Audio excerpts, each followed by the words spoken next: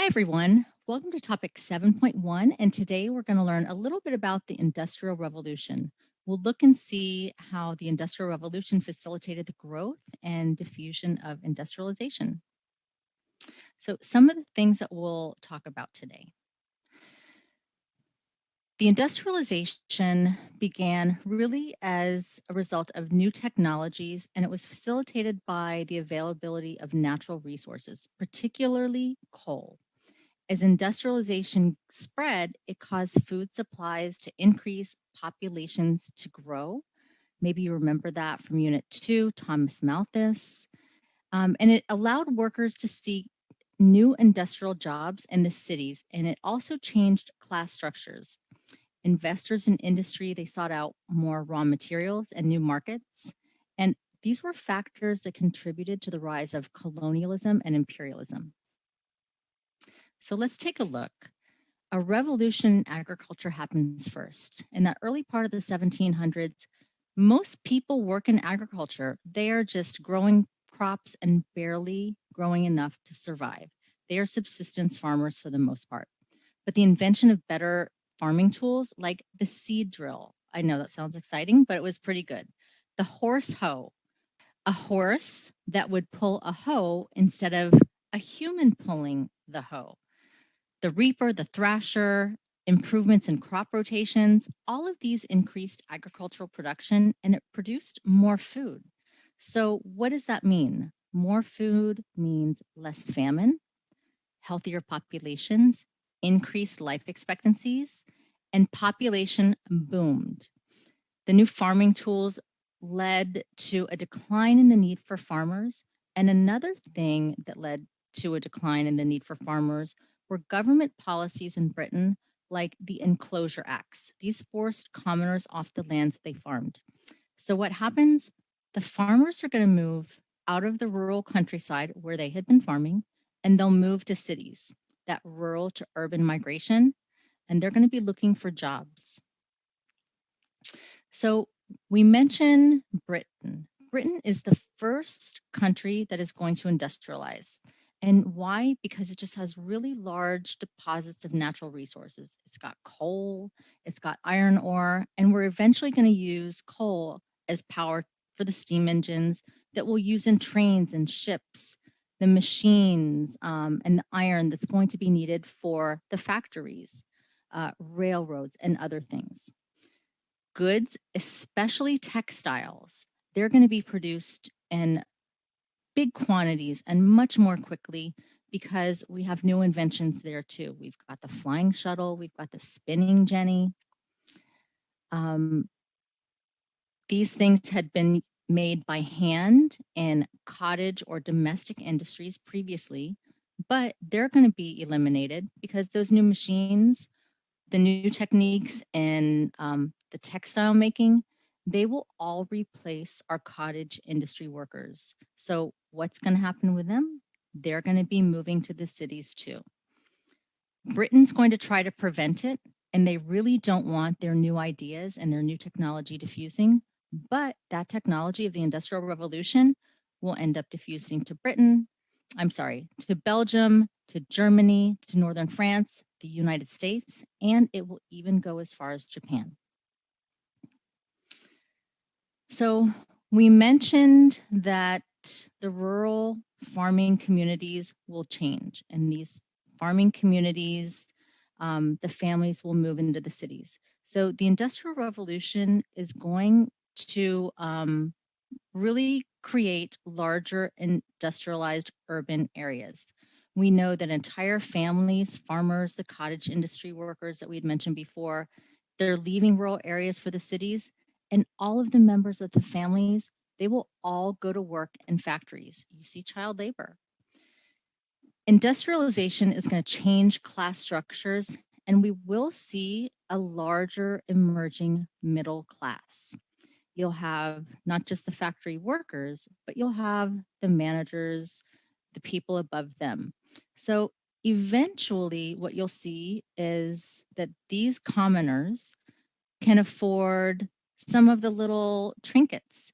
We'll start to see inexpensive, affordable products being made. And with the disposable income that they might have at the end of the week, they're going to start to buy things. And so consumerism is going to arrive too, and you'll start to see a consuming society. So with this demand for production and us becoming a consuming society, where are the industrializing nations going to look for raw materials? Oh, the colonies. So primarily in Asia and in Africa. India, we know, was colonized by Great Britain. And Africa, if you remember from Unit 4 in that Berlin conference, Africa is going to be taken by all of the European powers. But Britain, France, Belgium, even Germany is going to get in the action, Spain, Portugal. They will establish colonies in Africa because Africa is rich in everything. And so they will go into Africa and they'll go into India too, Great Britain, and they will build transportation networks in their colonies. Transportation networks that they need to ship the raw materials back home. So the Industrial Revolution, it's spreading. And these innovations like the steam-powered ships and trains, along with infrastructure projects in the colonies like railroads and ports, and the building of the Suez Canal in Egypt, they're going to create global trading networks. And if you look at this image on the right, this is actually a rubber tree. And this is how they would get, and how we still get rubber today. You make little slits in the trees, and the latex, the sap just saps out, and it's collected in little containers. So looking at this map here, European colonization in Africa and in Asia, we see that Belgium takes over the Congo. You probably remember that from Unit 4. We see that France is in Western Africa and also part of Southeastern Asia. And we see England is in Africa and in South and Southeast Asia as well. Remember, the British, the sun never set on the British Empire. Britain was all over the globe. So what should we take away from this? Industrialization is going to really result because of new technologies. It's going to be helped along the way because of the availability of natural resources. As industrialization spreads, it will cause food supplies to increase and populations to grow. Workers will seek new jobs in the cities, and investors and industries will seek raw materials and new markets. And how will they do that? They will do that through colonialism and imperialism. So thank you all so much for joining me today.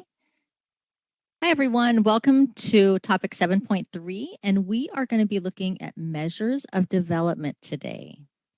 So what are some of the things that we'll learn?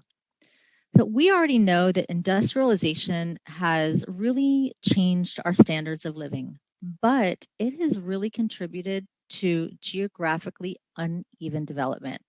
And we can look at uneven development patterns by using several different social and economic measures.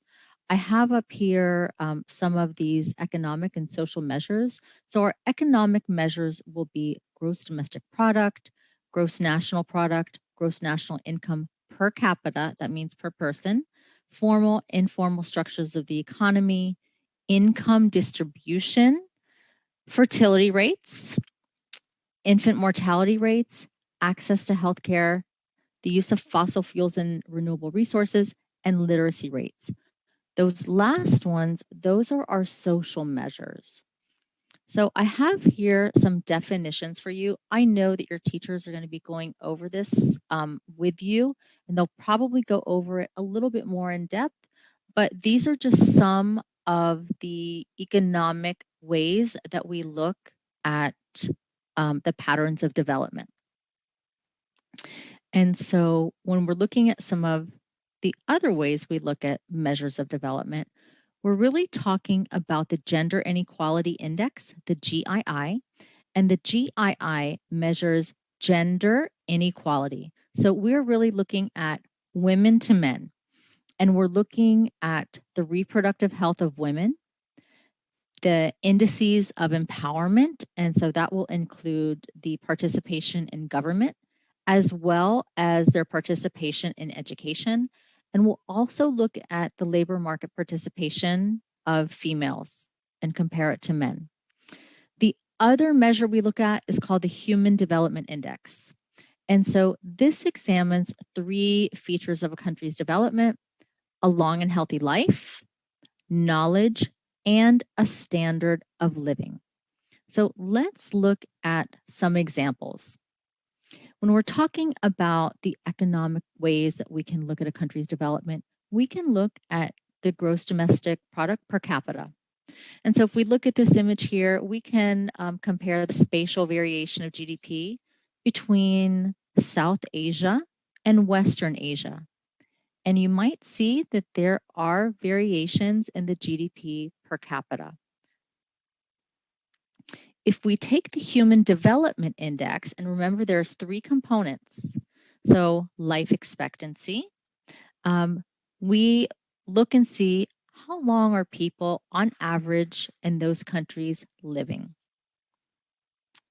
We add it to their literacy and access to education. And so here you see the average years of schooling that countries actually have versus the expected years of schooling that they should have or they're expected to have. And then the third thing we look at with the Human Development Index is the standard of living. And how do we measure this? We're looking at the gross national income per capita or per person. So if I divide up the entire country's gross national income, if I take that entire thing and I divide it by the total population, that is our per capita.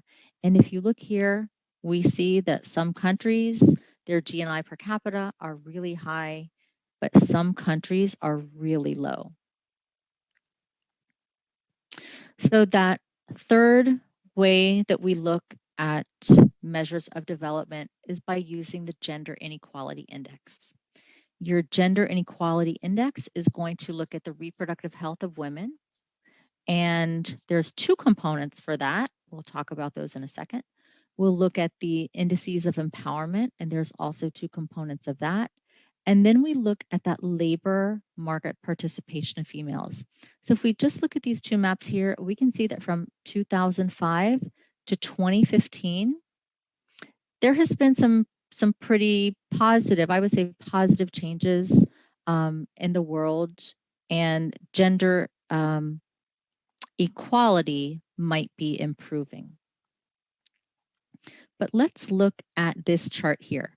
And so if we look at some data of just a few select countries from different regions around the world, and we've included Europe and North America, and we've included Southwest Asia, and we've included South Asia and Africa.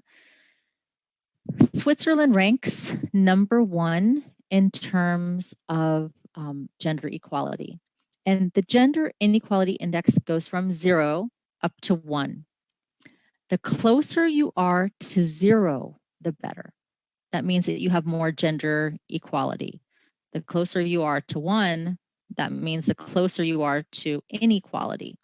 So look at Switzerland, they're number 1 in terms of gender equality. And so what are we looking at? We look at that reproductive health of females. So that is the maternal mortality rate. If we also are looking at the adolescent birth rate, so this measures how many women 15 to 18 are having children.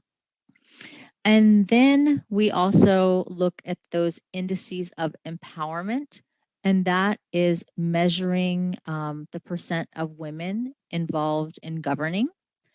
And it's also looking at the population of females to males with at least some secondary education. Lastly, we look at the labor force participation rate, female to male. And so these 3 measures, the reproductive health, the indices of empowerment, and labor force participation rate, these make up our gender inequality index. And you can see where Switzerland, the UAE, the US, India, and the DRC, where they rank. So let's practice something. Let's look at this question here. This is the Human Development Index, and we're looking at life expectancy.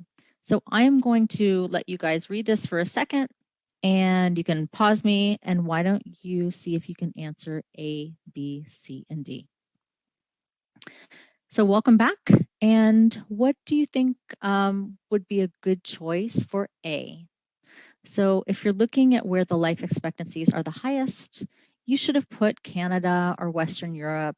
You could have put any of the countries you see in purple in Western Europe, or you could have put Japan or Australia. Those would all be applicable places. For part B, explaining one reason that the life expectancy is so high in choice A, you could have put better medical technology. You could have put better diets, better healthcare. Any of those would have been great answers. For part C, identify a country where the life expectancy is 65 and under. I think the best choice here would have most likely been Sub-Saharan Africa. And then lastly, for D, a reason that the life expectancy is 65 or under. One reason you could have put, I think probably the most popular reason you could have put would be the lack of access to healthcare. You could have put maybe an area suffering famine, or you could have put civil conflict and constant wars. So any of those would have been appropriate. So what should we take away from all this? There is not just one way that we look at uneven patterns of development. Remember, we use several different social and economic measures. We look at a country's GDP and GNP. We look at gross national income per person. We look at the different types of jobs in the economy of those countries. And then we look at things like fertility rates, infant mortality rates, access to healthcare, literacy rates, and we use the Gender Inequality Index and the Human Development Index to help us measure these, to help us look at these.